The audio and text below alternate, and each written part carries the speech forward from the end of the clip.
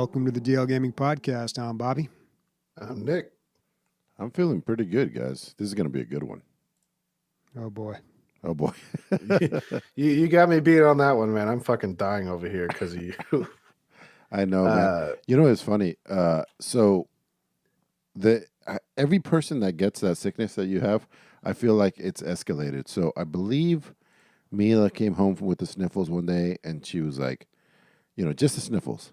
And then it jumped to Sam and me, and we felt way worse than just the sniffles.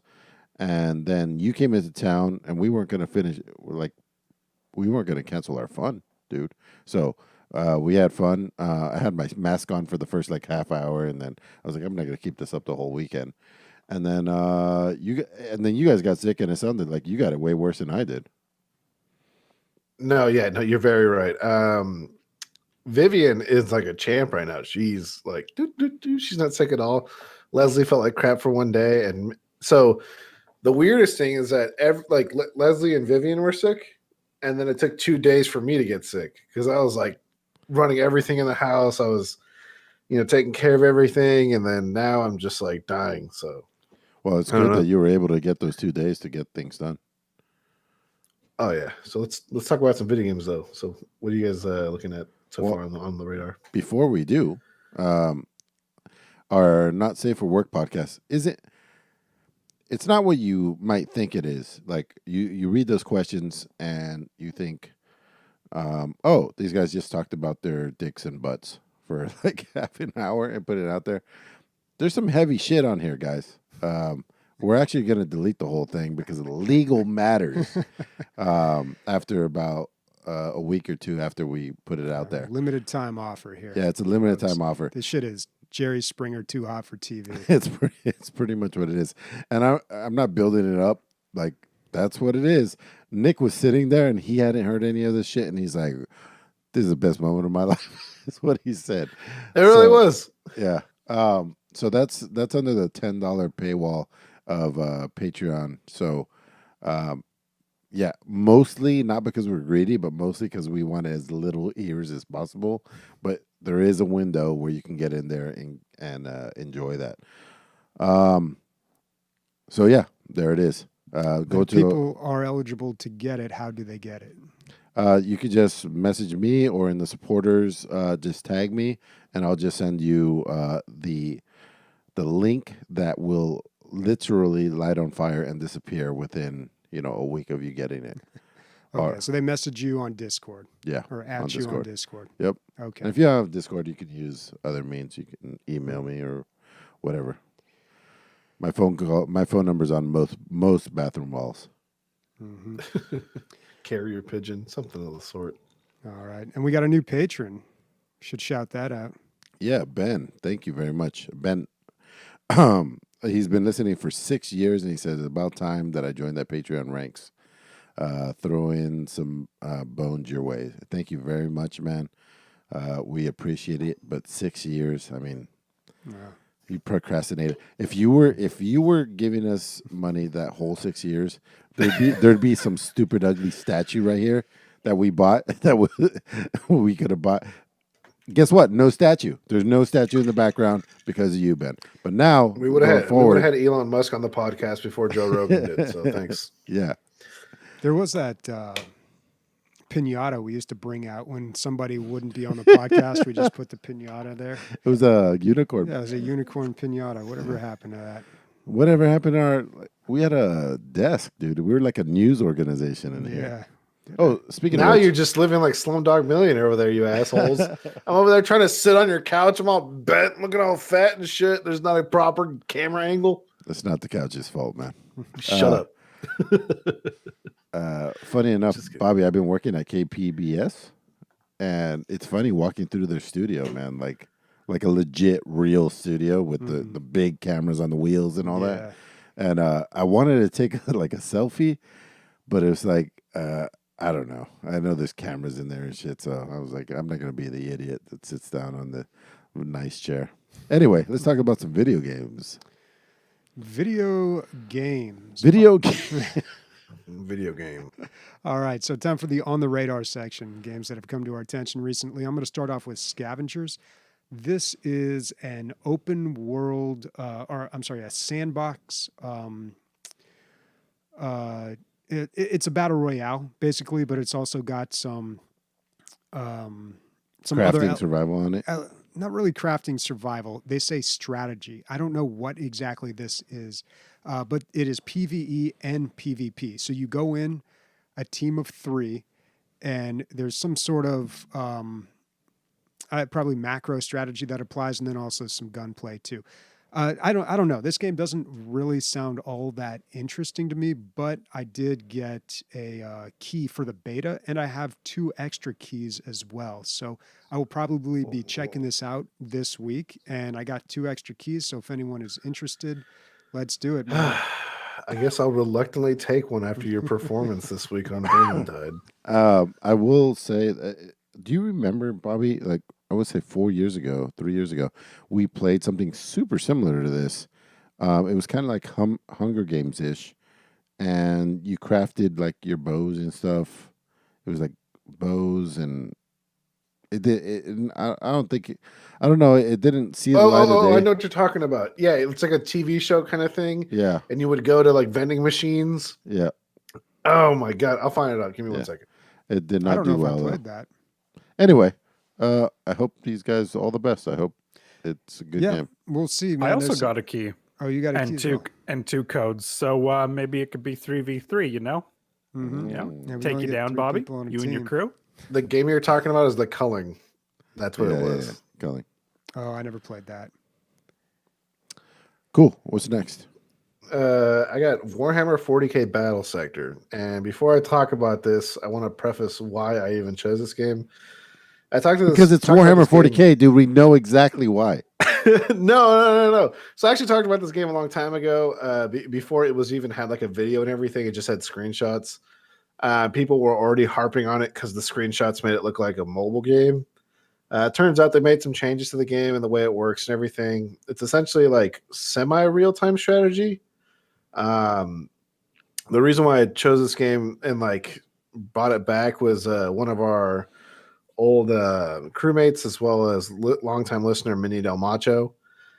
He's like, "What the fuck, man? You never talk about Tyranids." So this is where I'm talking about Tyranids. So in this game, you play as the Blood Ravens or a chapter of the Blood Ravens, and you fight against Tyranids. It seems to have a pretty diverse roster. From what I've seen online and some of the reviews, a lot of people say it's either extremely easy or extremely hard. It gets really in depth with the like customization on units and things like that. So if you're all about that, it's there. But you can also just play kind of like bare bones and just let the game take care of upgrades and things like that. Nice.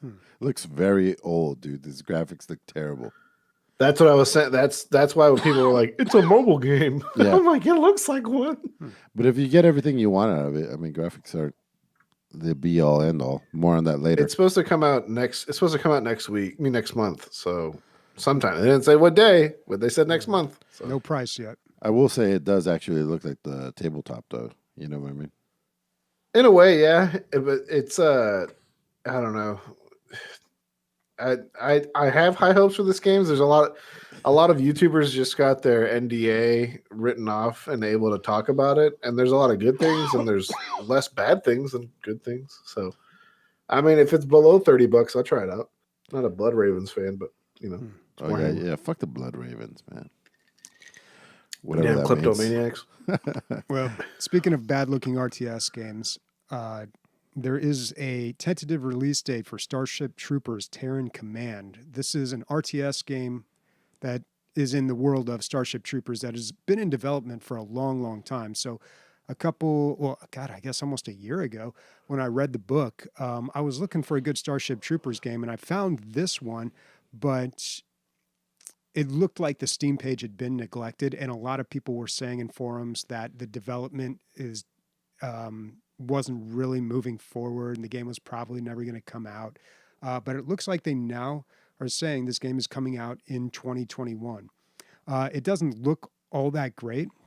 I think the big selling point here is that it is Starship Troopers, and I think that lends itself well to an RTS type game.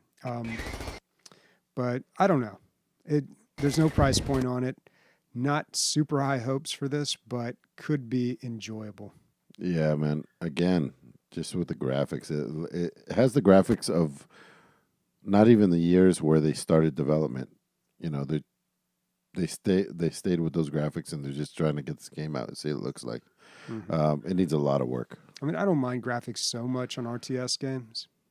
I agree, Dude, man. the new Age but of Empires like doesn't even look like that good of graphics. if you're coming out, Well, a lot of people, 2021, a lot of gaming companies are like, we have to make games that everybody can have access to, like League of Legends. That's like one of their things that whenever they make an update, they're like, there'll be no loss of performance whatsoever, so everybody can still play on their like Toshiba 2005 laptop. it's true. And But on the other end, you should be able to dial everything up if you have a killer rig. And if you're putting in your videos, you should have put your best foot forward. And so I'm guessing that's the best graphics they can muster up. it's kind of whack. Yeah, I'm looking at these graphics. They look like doo doo. Yep. I have a couple weird games. So Buddy Simulator 1984 seems creepy as hell. It seems like it's funny. The entire Steam page seems like they're selling you the product in 1984. Apparently, the AI people, I don't know, they came out with a new technology, and you can have a virtual buddy in 1984 that will play video games with you. And, you know, you can talk back and forth with it, this AI buddy. And as soon as I started looking at this, I was like, oh, this is going to go south real quick. You know, this is going to be a horror game. And then, so I started watching the video, and sure enough, you know, stuff starts going south. It gets creepy. It gets weird. It keeps putting you in like these crazy, creepy positions. And it's like, why aren't you playing? Do you trust me? And I'm like, yeah, fuck, man. Not the game for me, but Come on, you gotta do a live stream where you play this, man. I would really like Bobby to play this and tell me what he thinks. I don't think it's a straight horror game. I just think it's something, you know, glitches start happening. Yeah, what was that game? Pony Island? Pony something. But another one of those games that starts off being somewhat benign and then starts slipping into the horror genre there. Yeah, I don't know, man. I feel like I've seen this done a few too many times now, but I don't know. Could be good. The reviews are good, overwhelmingly positive for the recent ones. What's the price tag on this, though? We've got $9.99. All right, $10, and they got a demo. It might be worth Yeah, that's check not out the bad. Yeah, demo. man, check it out. Also, Jupiter Hell is basically Doom from a top-down perspective, and it's a roguelike. So you're going through corridors, you're killing monsters, all of that stuff, shotguns, what have you. But it adds the roguelike element, and it adds the top-down element. And I think, I was going to say, when I was thinking about how I was going to present it, I was like, oh, it's my preferred perspective, the top-down, because Binding of Isaac and a bunch of other roguelikes are always top-down. And I don't know. It really depends on the game. I really like Doom 2016, but I don't know. I do. For me, I guess it might be my preferred perspective, top down. I feel like you can see the entire environment. I don't know what it is. Maybe it's all the Binding of Isaac, years and years of playing that perspective. Yeah. What about you guys? What's your favorite perspective to play a video game in? Yeah, it changes. I remember playing Smite and being like, oh, the third person over the shoulder perspective is better because you can't actually see what's behind you. Yeah. It's more realistic. Then I started playing like other MOBAs that had the top down, and I was like, oh, it's more strategic. You can see everything. You can make more decisions. There's more happening. So I don't know. I guess it depends on the game. And Yeah, it's a game to game. yeah, but Jupiter Hell. So this is kind of a cleaned up version of Doom RL, I believe, which is a free mod for Doom that you can download and play right now. I found this when I was trying to put together some mods for a Doom RPG / roguelike. And they do have it also in the first person perspective. But Jupiter Hell, I think, is just trying to clean a lot of that up and make it a little more user friendly, so you don't have to mess with all the messy mods and have your game crash. But Gotcha. But it's a completely different perspective too. mm-hmm. Same game though. Yeah. I don't know. Like with this perspective, I think you kind of hit it on the head. But I think one thing that I've noticed from the videos and stuff is that you can see all the monsters like around corners and shit.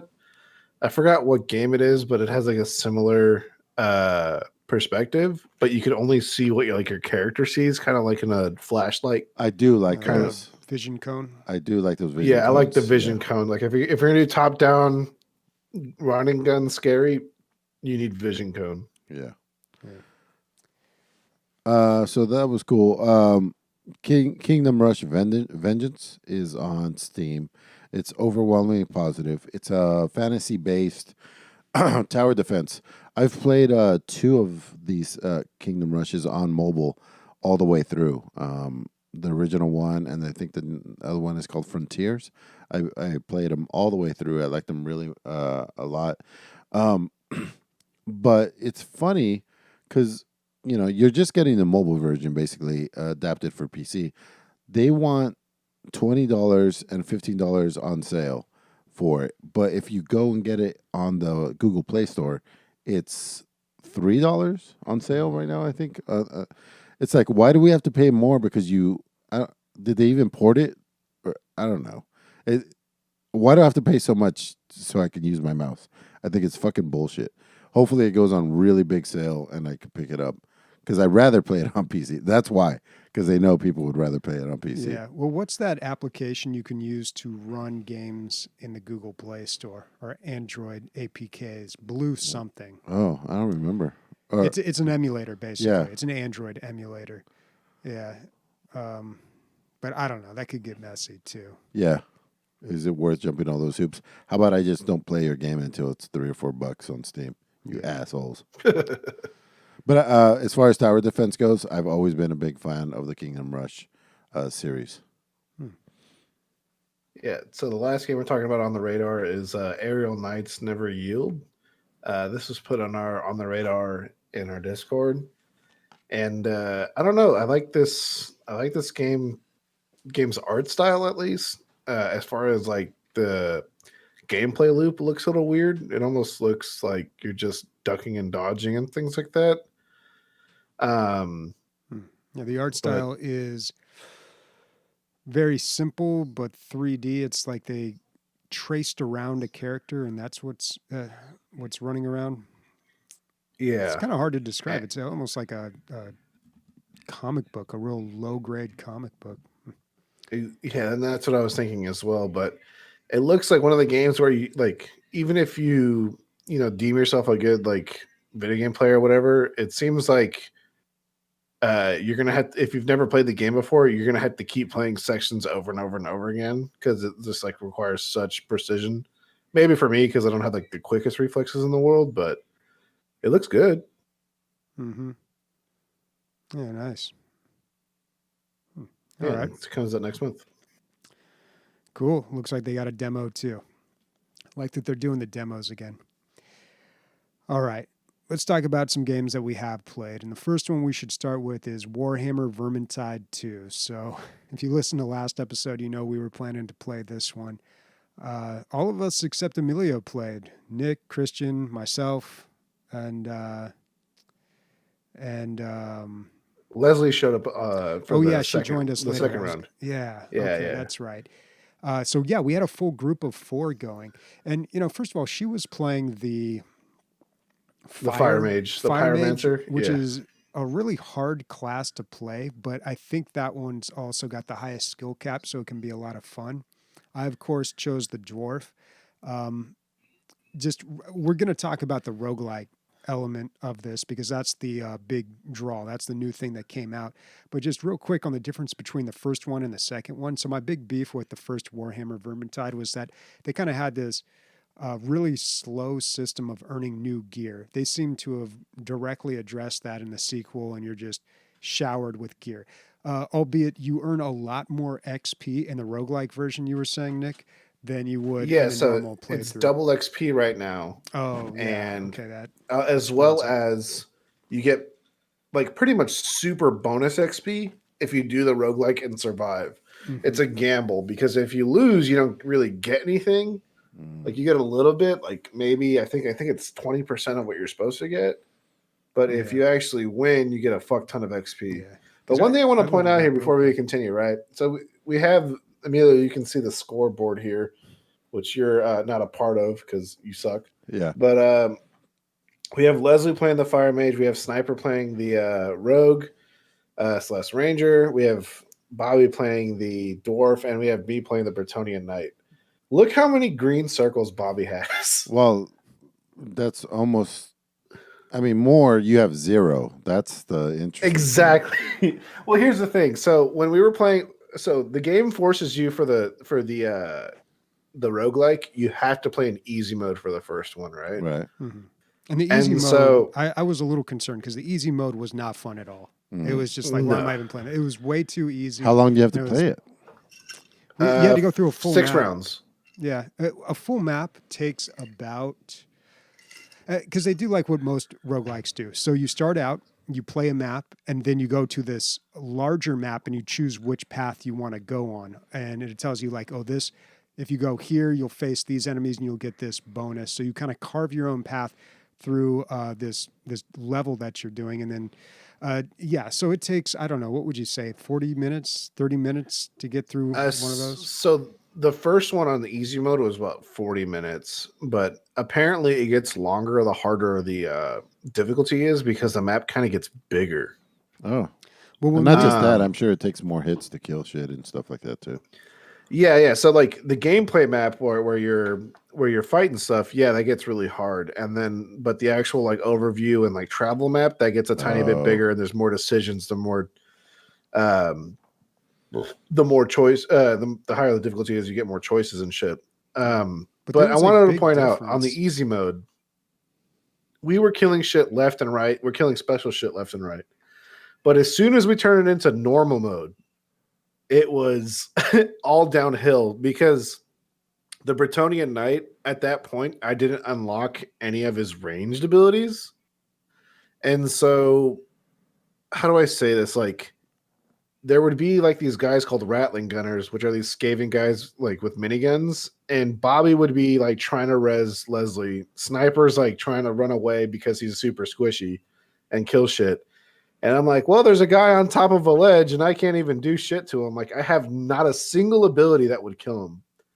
And we would just get mowed down from the top of the hill on like the normal mode. Yeah, those guys And are rough. so I that's not, it's an excuse. I'll say it's an excuse, but I'm definitely not playing that version of that character again. Well, I don't think they had this in the first Vermintide, but in this one, each character has 4 different classes. So they started off, the dwarf starts off with a survivalist, which was really boring. He's not quite a ranger. He's not quite a rogue. He's got like a smoke bomb as his special ability. And we were playing the easy mode when I was playing that version of the character. So that probably explains a little bit of it too. Now the dwarf, I thought he was the tank. Well, that's the thing. So once we beat the easy mode, it unlocked another version of the dwarf, which is more of the tank version. He's Okay. got like an AoE taunt, I guess, Yeah. that also gives him like a defensive buff. And then I played around as that, and I absolutely loved that version of the dwarf. And then after that, it unlocked a version of him that is like a 2-handed axe, just kinda- Barbarian. yeah, like an arms warrior from WoW, I guess. So it's called Trophy Hunter, and it's a Slayer, and he just runs around with no shirt. Essentially, he's super squishy, but he does a fuck ton of damage. So Yeah, but the idea is that you can play any of these characters, the dwarf, the knight, the rogue, and you can unlock different versions of them. Now, you aren't going to have a version for the rogue that's like a tank version, Right, probably not, right. but there are variations. So I thought that was really cool because I played the dwarf that first round and I didn't like the kit at all, and I was conflicted. I wanted to play the dwarf, but I What's really cool- don't like the character. it sounds like, but though, I mean, how long did you guys play? How many hours? Couple hours. And within that time, you unlock 2 other versions. That's pretty quick. Well, like Nick was saying, double XP, and the roguelite, if you win, you get a lot of XP. So we were leveling very, very fast. That's good. So another thing is that there's a class that I want Bobby to play because I was testing it out because I have all the DLC. By the way, it was 60% off for the game and all the DLC. Yeah. Normally $87 for But everything. I didn't like but that it was about the game. There's so much DLC, and they just bombard you with like nickel and dime shit. You know, like cosmetics or weapons, and there's just a lot in this game. So the first one didn't have enough. The second one has, I don't know, maybe a little too much. I imagine I'm new to the game, and everything always seems overwhelming at first. So probably with more playtime, you'll kind of get used to it and understand what all these things are. I opened up like 20 chests. I'm like, I don't know what any of this means. Yeah. and to clarify that, like, so this is more description on the roguelike. When you win the roguelike, you get chests and stuff, and they're actual weapons for your current level. And you level up for beating the roguelike. So if you play the main game, like the actual game, you have that gear as well. The thing is, there is some DLC that has nickel and diming where it's like, you get a pig hat because there's literally a DLC where you can get a pig hat. But when it comes to characters, I think it's $6 a character, and there's just 2 DLC characters. There's 3 more coming on the way, but one of the DLC characters is the guy that I want Bobby to play, which is the dwarf, but it's called the Outcast Engineer. And so everyone has an ult, right? The Bretonnian Knight has an ult where you press F and he summons a holy sword and slams it in front of him and kills a bunch of shit.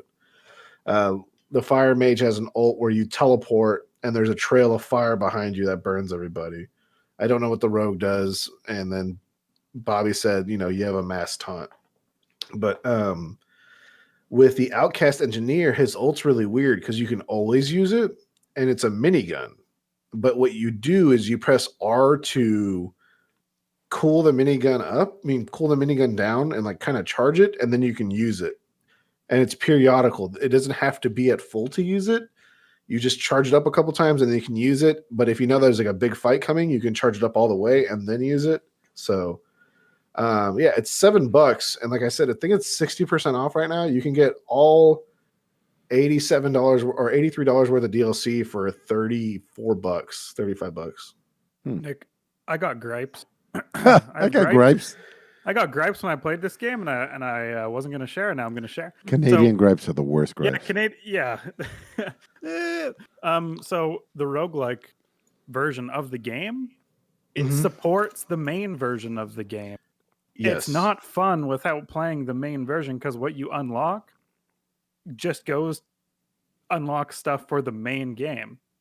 It ends way too soon. Yeah, but a roguelike, you're supposed to start from 0 every time. That's just how but you're roguelikes supposed to go until you die. This just ends when you win. You don't face a boss, and then you get all these chests that I don't know what the fuck. You go up to the harder version, right? That's something we didn't get to talk about. Was that so? There are 4 curses. So there's curses on every map. The higher difficulty you go to, right? There was a curse that was extremely annoying, and it was called like Zincha's Storm. And every, I think, minute, circles would appear between 2 party members, and lightning would come down. And on that difficulty, it killed us in 1 hit. But if it hits an enemy, it transforms them into a stronger enemy. And so when you're being like attacked by like 1,000 ratmen, and because they come in thousands, if that lightning hits them, now you have like 4 rattling gunners and like poison globadiers and a bunch of other shit. And it got really hard. But to address your issue, Sniper, when we get even higher in the difficulty, it gets longer and more prone to die. I've looked up what most people are playing at, and like even newer people are playing at, and they're playing at the second hardest difficulty, because that's when like boon upgrades and things like that really matter. Like you want to synergize. Everybody wants to get boons that are different or boons that really synergize with each other, and you really have to actually take it slow. Yeah, but it's Well, still not a roguelike because you yeah. end without doing a boss, and then you just get all these chests for the main game, and you're like, well, what? Why did I It I want to die? yeah. Well, I Yeah, see what you're saying. It did feel like the roguelike version felt very much like an afterthought, like it was forced onto another game mode. If you've played like really good roguelikes, you know all the right elements. You know, you start a game and anything could happen. You could go in any direction. You could get any combination that drastically changes the experience that you had. In this, I was like, okay, well, I'm doing 7.9% cleave damage as opposed to like 5% cleave damage. You know, it's just like, what? You know, there wasn't. Now, granted, I've only played it. We only did what 2 or 3 playthroughs, so we did 2. Yeah, yeah, we did 2 playthroughs. So who knows? But when we jumped up to the harder difficulty, there was even less stuff. There was less boons. There was less different things you could get. There's like straight up item upgrades that you can get, and it's random what specific item with the buffs you get. But really, it doesn't matter. It all felt very linear for a roguelike. I will say that it did feel linear. I kind of want to play more of the actual like normal game. That's what I was gonna say. Did it make you want to play the regular game, Bobby? I do. I want to check out the campaign mode. Yeah, Bobby's. It's also really long, and there's actual bosses. Like you face a chosen, which is like this 10-foot tall chaos guy, and you face a bunch of other bosses. They're all pretty unique too. They're not just like bullet sponges and things like that. We have Captain Gummy and Warconius playing, so we definitely have party members to fill up the slots. Yeah, Bobby's a really good dwarf and tank. Obviously, you can see from his score. Not only Put that, up the but numbers. dude, I'm not like just to tell a story. So we were facing the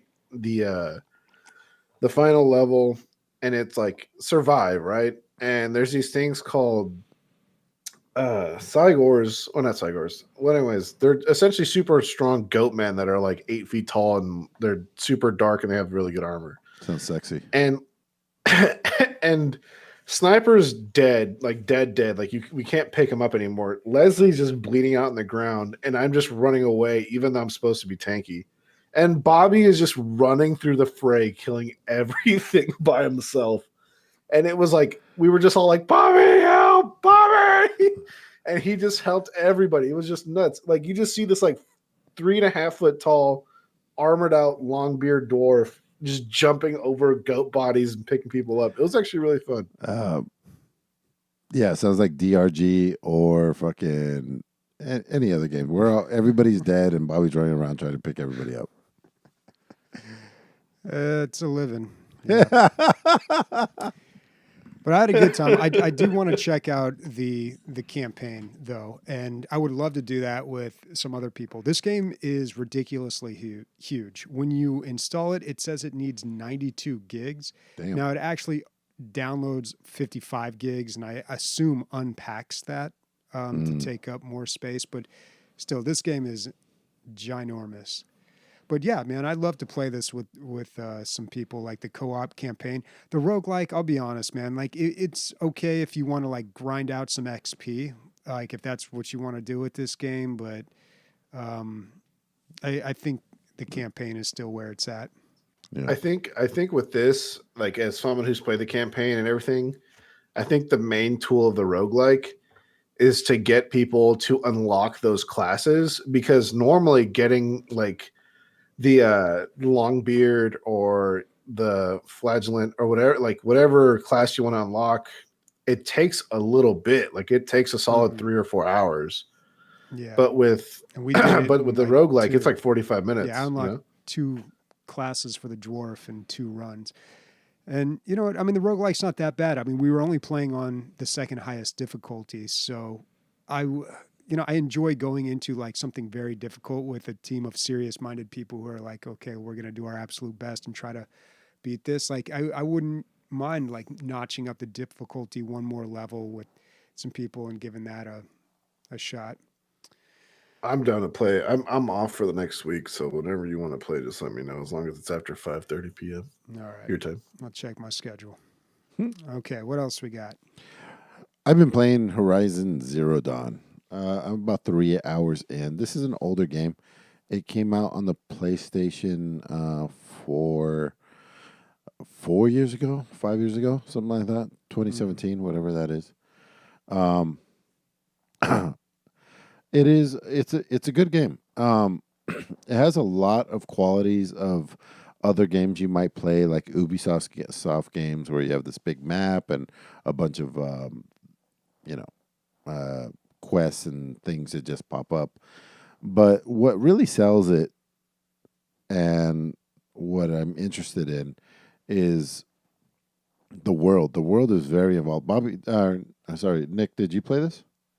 Yeah, I got about 80% in, and then I dropped it for something else. And then I ended up watching the ending and everything, and kind of finishing the story. It's a great game. Yeah. I'll talk about it to an extent if you'd like. I don't want to spoil anything for you. Have you faced your first T-Rex yet? No, it's a very So go ahead.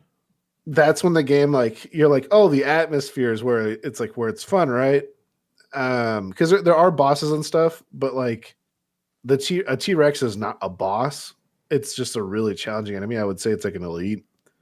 But that's when the game goes, oh, the atmosphere is great, but I don't really give a fuck about it right now because there's like 18 drones chasing me, and this T-Rex is about to like shoot a laser at me. So it gets really fun. It gets it's one of those games where the funness keeps going up as the longer you play. That's good to hear. It's interesting because it's fantasy mixed with sci-fi. You have these like really high-tech robots walking around the world, and you are like a tribe person with like bow and arrow, and I'm very curious as to where this story is going to go and why these things are out here, because I'm pretty sure it's Earth. It is Earth, and you will find out why they're there, and it gets a lot. And I shouldn't say political. It gets into a lot of now topics that we're talking about, as far as like the future of the world and things like that. And it's not really like you're the chosen one. It's really you just kind of happen to find this thing, and then you're discovering a bunch of other stuff. But it's great. Yeah, I really like the buildup of the character. I'm like invested in her and her story. I'm just starting it out, so we'll see where it goes, or if I even have time to finish a game like this. This is probably like 60 hours or something.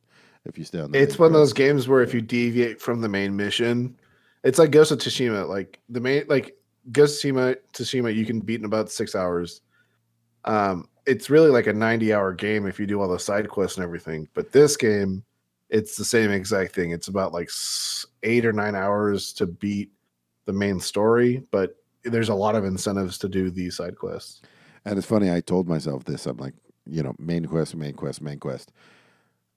I can't, man. That fucking chick's cat is up in the tree. I gotta go fucking help her with whatever it is, or my necklace is on that rock. Whatever it is, I don't know. I feel like compelled to go help these people. You can tell it's a tiny bit dated, but it looks good, and there's a lot of like things that most games don't think about that are in this, like the way she falls down rocks. She actually puts her hands down in ways that I haven't seen another game do. Like in Skyrim, you just kind of walk and then you fall straight down, fall straight down. And games all the way up to even now, they don't make animations for every possible thing that could happen. And it just so happens that this game, it seems more real because she's actually reacting to the environment in a real way that somebody would. And even modern games that come out right now don't have that. So that was interesting. I am having a good time. I'm probably going to keep playing this. And yeah, that's it on that. All right. What else we got? I don't know. You want to talk about being sick? Oh yeah, so it's not really like a topic. It's more of like a question for you guys, like a viewer question. Are there games that you play, like especially when you're sick? Because I haven't been sick in 3 years. I mean, when I used to, be in school and get sick all the time because nobody washes their fucking hands and all that kind of shit. I would play WoW, but I've discovered that Total War Warhammer, man, is great when you're sick because you can press pause and walk away. Yeah. I don't have a go-to. I don't have a go-to. I would have to be damn near dead to not be able to play Binding of Isaac, though. As long as my fingers work, yeah, I can play that. I have to drink a Red Bull to play Binding of Isaac, dude. Me and Leslie, when we play it, after about like 4 or 5 runs, we're falling asleep.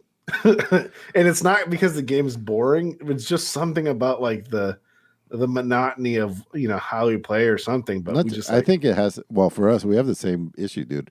It's because you have to wait till the baby goes to sleep, and it's like late night video gaming is usually Binding of Isaac. You don't play Binding of Isaac in the middle of the day. It's fucking. I should be sleeping gaming. Which is known as parent gaming because I maybe can sneak an hour of video games during the day, even if Leslie's not working, because I'm usually doing shit. But like once she's asleep, it's game time. Yeah. Bobby, what about you? What do you play? When I'm sick, I don't know. I haven't been sick in a while, but I've only a very few times, maybe even once I can think of where I was too sick to game. But usually when I am sick, honestly, I mean, before COVID, when I was sick, I'd still just do whatever the fuck I had to do, man. Like I just powered through it, which sounds like noble and heroic, like, oh, wow, look at me. But really, it's such a stupid thing to do because you just go to work and you get everybody else sick. And exactly. And that's the new policy at work. Usually it was like, if you feel good enough to walk, you can feel enough to work. Yeah, that's one good thing that I think came out of this whole COVID thing. It's like, if you're sick, get the fuck out of here. Yeah. You said something that was funny. It's like I've only ever been sick once to like be able to not game. I have a story about that. Do you know what happens to you if you take expired Pepto-Bismol? No. So back in the day when I was like a junior in high school, I had a really bad stomach aches due to Jack in the Box. And so I was like, I'm just going to take some Pepto-Bismol. And my mom, being the pack rat that she is, has a bunch of Pepto-Bismol. So I, took some and I was like, dude, my stomach really hurts.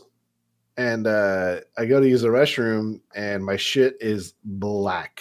Like black as can be. And I was always told, if your shit is black, you're experiencing bleeding in your intestines. So I'm like running downstairs. They're like, Mom, I'm dying. I'm dying.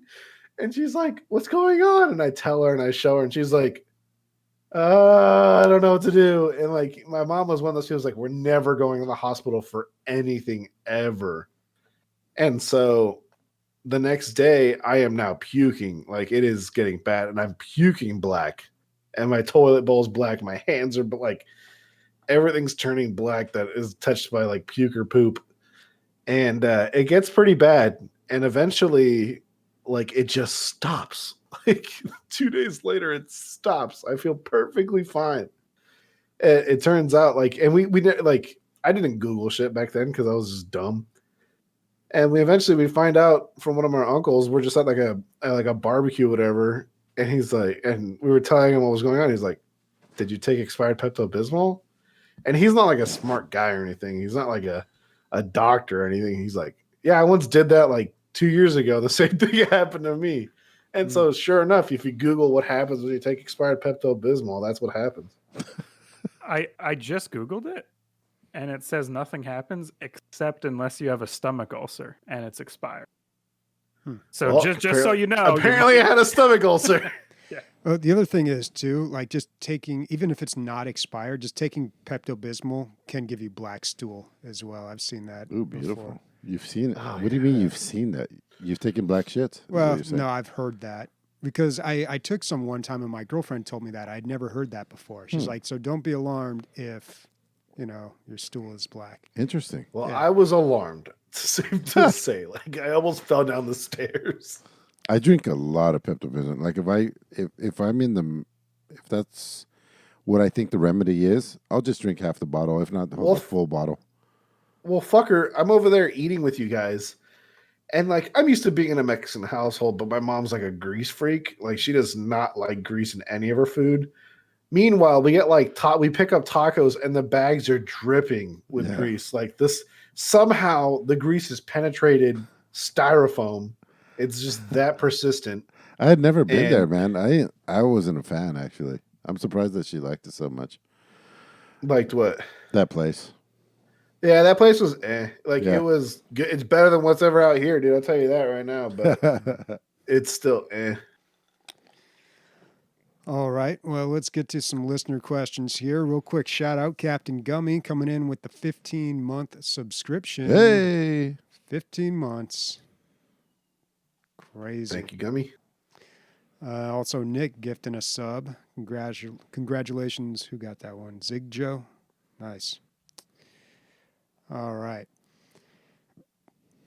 We got a question here from Warconius to start things off. Okay, so in this question, he's referencing a game called I Am Jesus Christ. First Jesus, Moses next. Which religious figure would you like to play in a video game? Noah could be a combination of Raft and Zoo Tycoon. Yeah, that's a pretty good one, actually. That is a good idea. Because there hasn't been... there was that old game where they took Doom, and Doom, or id, licensed out the engine to some... I don't know, some Bible company or something. Yeah, they made a Noah version, They right? made a Noah's Ark game. So you can play, it's literally like a Doom mod. You're playing Doom, but instead of shooting demons, you are running around the Ark and you are slingshotting food, I think, to all the animals on the Ark. It's really weird. Right. Yeah. And it's not, it looks like something someone would make up for a joke, but it's an actual game. But yeah, there's been no Noah's Ark game. And that seems like a really good simulation. Fuck game yeah. there. But it's like I also feel like if you made an actual good simulation game, just the religious context might turn away some people from buying it and trying it. Even though you made a legit simulation. Yeah, but you could not play into that so much. Case in point, there was that movie. I think it was just called Noah. It was an Aronofsky film. Did you ever see that one? Mm-hmm. Jennifer Connelly was in it. Russell Crowe. Yeah, it was a movie about Noah's Ark, but it wasn't like beating you over the head with the religious stuff. Yeah. So, was it a good movie? I kind of liked it. Nobody else did though. I don't think it got very good reviews. I feel like a Noah game would be good if it was like kind of like The Binding of Isaac, where it was like it made a joke of a bunch of the stuff. Mm-hmm.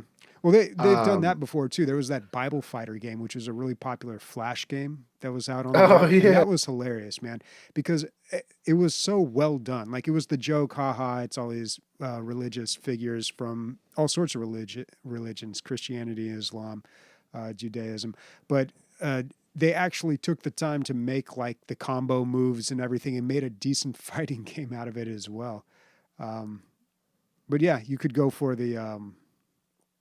You could go for the joke angle too. I don't know. So any other religious games we could think of here? Yeah, I mean, playing as the devil and everything that he's supposed to do, I think would be interesting. Like you have to try to trick mortals to do, take their less moral choices in life. So like Screw Tape Letters, the game.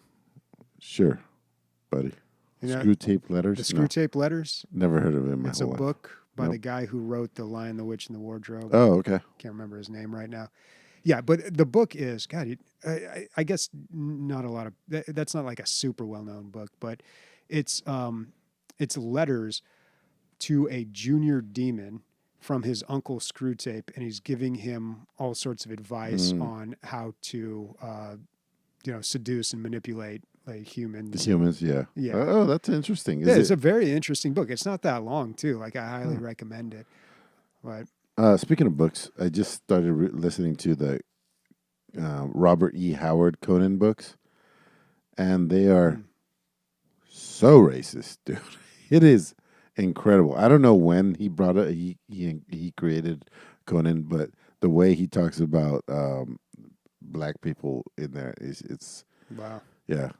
It's not like derogatory. I guess it was mostly just a word, the Yeah, the vocabulary of the day. You know? It's like who's that guy who H.P. Lovecraft type of Yeah. racism, where just any person of color is just immediately portrayed as like savages or heathens. Yeah. Yeah, that's not good. That's not good. Anyway, yeah, the devil, man. Like not going out and fighting, but like trying to turn humanity evil. Okay. That's cool. In a way. Kind of like Plague Inc., where you are on the virus's side. Yeah. All right. Cool. Okay, next question from Morconius. Before your eyes is a new game that you play by blinking. The webcam is integrated into the game. Thinking about this kind of innovation, what do you think game developers could do to innovate? Like actually have to hold your breath when hiding in a horror game, etc. Well, hopefully I think that's cool. Like definitely like webcam integration. Yeah, I don't know. Anytime they try something this far out, it feels gimmicky to me.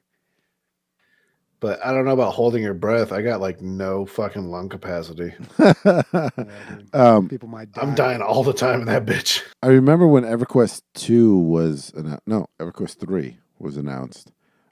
They had this technology that they were trying to implement where you would have a webcam on you the whole time and your emotions would be portrayed on your character. Star Citizen has that. Oh, do they? Yeah. I played around with it. I tried to get it to work. I have no idea if it's working, though. Oh, because you can't look at yourself. Welcome to Everybody's just avoiding Bobby. They're like, why do you look so goddamn mad? There must be a way to test it out. But yeah, they do have the exact same thing built in there. Oh, that's cool. It can show your facial expressions. And that seemed like it was a really good idea. But I feel like, when you're playing a game online, let's say you're playing WoW. Nobody looks attractive when they're playing a video game. But how much does your facial expressions actually change when something happens? I feel like I'm just a blank slate. Yeah, most of us are, unless you're like a streamer or a YouTuber or something. Yeah. Chad would always, oh my God, this guy would always just lick his lips and have his tongue out. Like, that's apparently what I do. Apparently, I just lick my lips the whole time when I'm concentrating. It's a weird move, man. Yeah, man, it's not going to work, this kind of stuff. You can make some money with one game, but it's not like the industry is going to go towards like a it's not going to change the game. It's a not dick-sensitive controller. I'm playing with my dick. They've done some interesting stuff like this. There was Keep Talking and Nobody Explodes, where one person is trying to defuse a bomb, the other person has the instructions on how to do it, and the concept of the game is that you're talking to each other and one person is talking the other person through. I mean, that's not using anything like completely innovative other than just voice chat, but I thought that was a really good use of it. It was great, yeah. I think for PC gaming, having kickback for first-person shooters on firing your gun, I think that could be something in the future. I've seen on TikTok, people are putting together these mouse rigs that have realistic kickback, and then they enter tournaments together so that it's a little more, I guess, realistic. So the mouse has recoil, is what you're saying? Yeah, it has like a rumbler in it, and it can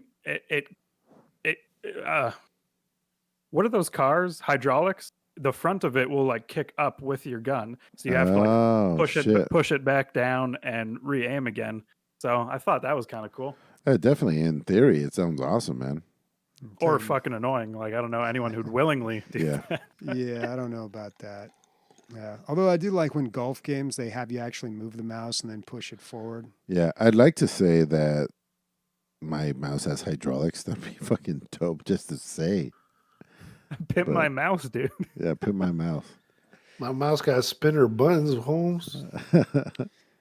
All right, next question from Hogglefosh. What is your proudest achievement?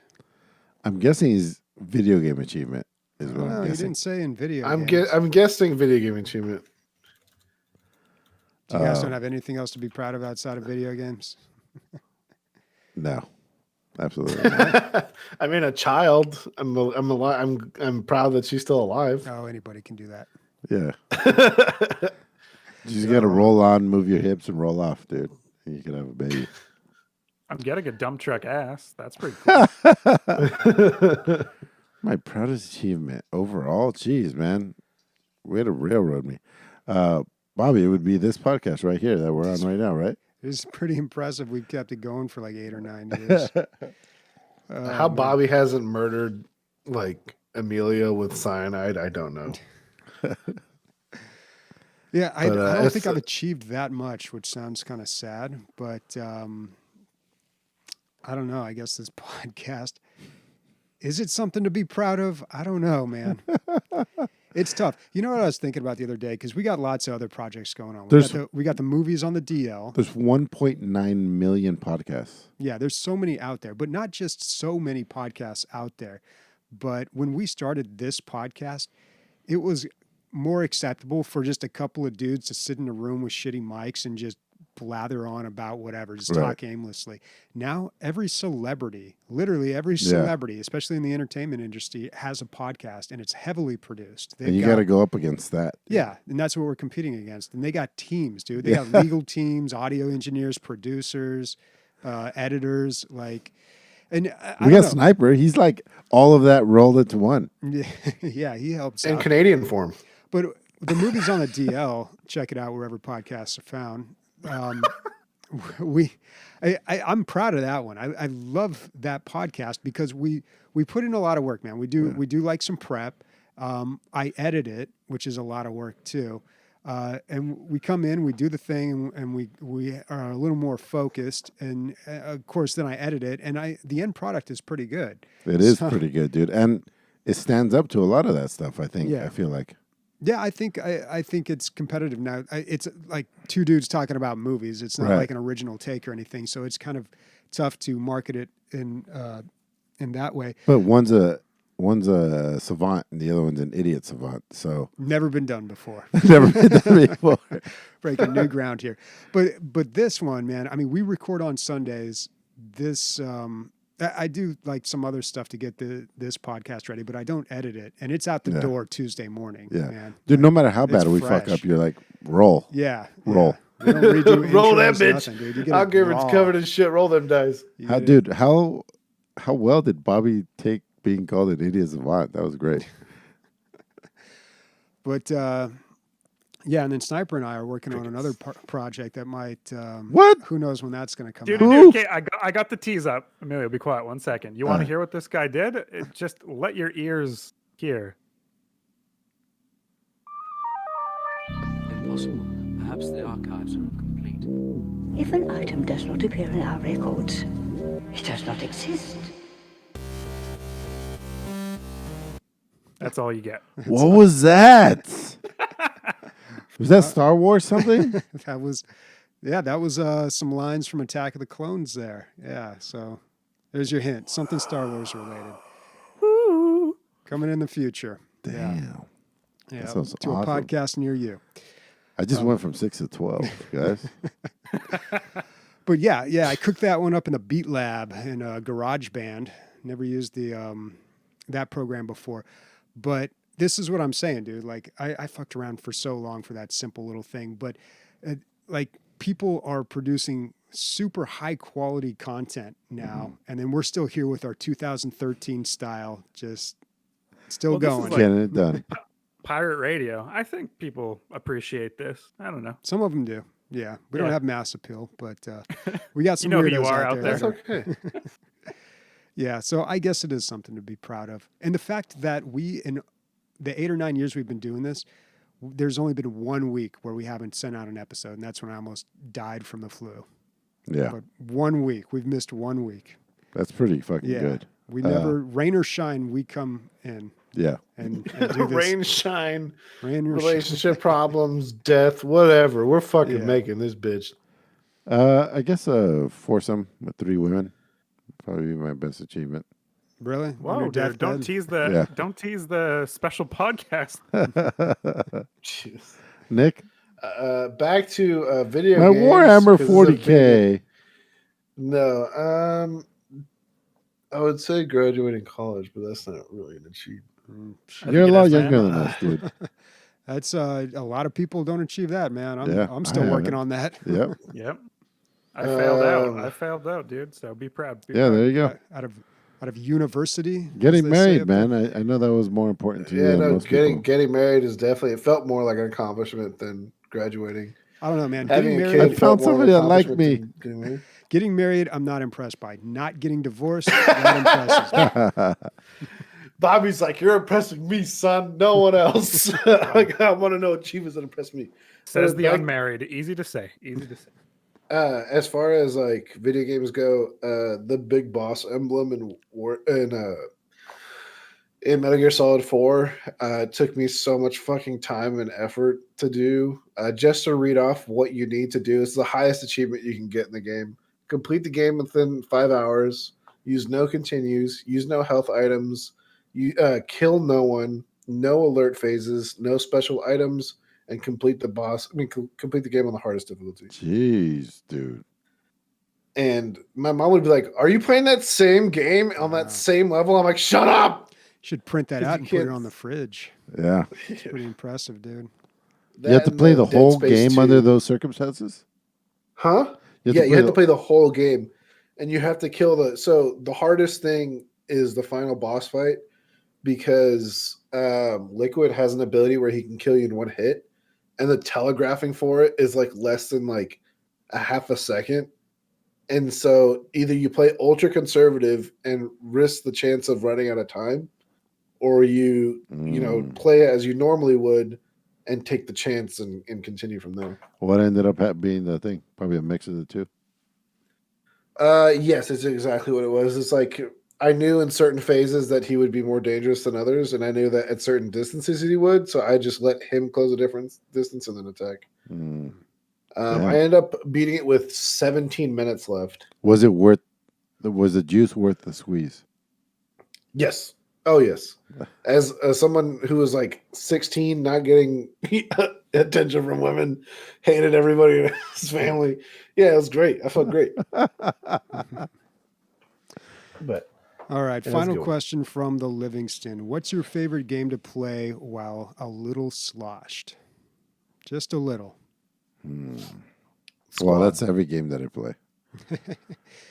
Yeah. Team Fortress 2, I feel like I get better because it's all muscle memory. That's all set. I'm not going to get any better mechanically. So then with alcohol, my confidence goes up. But then there's definitely different diminishing returns. Bobby's been there for the hike up, the precipice, and the fucking eventual tumble down the hill where I can kill them all, Bobby. Fucking just keep healing me. There's a lot of that. So it depends. It's a balance. TF2, that's a good game because it's so low stakes. Yeah. Yeah, I don't know, man. Like, You don't get slosh, Bobby. You yeah, can't no, answer I this. don't. I mean, when I did though, there wasn't really any particular game that I gravitated to. I feel like nowadays though, probably there's so many more social games out there that No, you that's can true. play with people, and it's just more about the company that you're keeping Yeah. rather than the game itself. Golf with friends, killer when you're drunk. Yeah, golf with friends, anything on tabletop sim.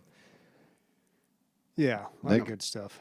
I'm going with Squad. It used to be Battlefield, but now it's Squad. And the fun that comes with like driving a tank while you're drunk is just so fun. I don't know if you guys have ever done it, but going around in an APC or a Striker or something, and you're just like, oh, look at all those Russians over there. Sip, drink. Look, they're gone. And it's great. It's fun. Now, I'll tell you one thing, though, and I know I've said this before, but when you don't drink, you're so much better at video games. Like it. Oh, very much so. When I stopped drinking, like aside from a lot of other stuff in my life getting a lot better, I got a lot better at video games, man. Like that's how I'm putting up these numbers on Vermintide too. Oh, man. You shit. think- I do disagree to some extent. I do feel like the first and second drink help. After that, it's all down. That's what they always say. I- One glass of wine a day for the antioxidants. There you go. That's the only reason. Yeah. But who the fuck drinks 2 beers while they're playing video games? I don't drink beers. Sociopaths. Like, who's like 2 beers? That's enough for me. Yeah. Let's call it a day. And the downside too is like if you're playing with all drinkers, there's constant breaks for drinks, which And piss. yeah. Oh my god, the amount of times I played Among Us, and everybody's like, "I gotta pee," and we're just like, "Oh god, Start Yeah. getting those That gets catheters or annoying. a bucket or something. Yeah. Mom, bathroom." I only drink 2 beers while playing because after I'm very drunk. So So it looks like looking into next week, I'm going to be playing even less video games because my schedule. And now I'm playing according. I don't know how it's going to work out, but the new schedule is 10 hours a day, so minimum. Wow. So we'll see how that goes. I'm Hopefully, I get to play more single player. Hopefully, everybody's asleep when I get home and I can stay up and get shit done. But we'll see. Yeah, I'll be playing Horizon Zero Dawn, and I still haven't played nearly enough Trial by Fire or Trials by Fire. I forget what it's called. Yeah, travel. I'll be playing more Vermintide 2 whenever Bobby wants to play, but I gotta get more footage for squad, so I'm gonna come out with a 3rd squad video, and Sniper's gonna have to make the fucking thumbnail. But I'll be playing that and doing shit around the house. And doing shit around the house. I'm going to try to play Scavengers. I also did get an invite to... What are they doing with WoW? Burning Crusade? WoW Classic? Yeah, Classic. I got an invite Yeah, for yeah, that. yeah. I really don't think I have the time, though. And that could lead me down a very dangerous road, man, because Burning Crusade was it for me. That was WoW. If you get, can I have one of the scavenger things so we can play together? So I have something to talk about. Yeah, I'll send you one.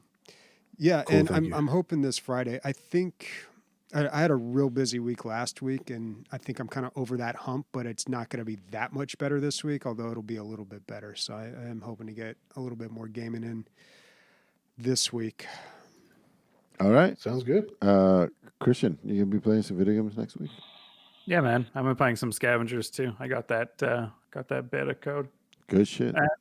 Fucking this week, best game of all time comes out. Rome Total War Remastered. So I'm gonna be Boo. watching that for the next couple months, probably. God, I love that game. So, I like the old one. Hopefully, this one's good too. All right. Speaking for Bobby, Christian, Nick, and myself, Roman titties, guys. Bye. I like the It's always literally the last Yeah. thing said. Dave, Roman one titties more. are better than most titties, dude. I've heard. I don't know about that, man. I don't know about The thing that. is, the thing I always point out is like, when was the bra invented?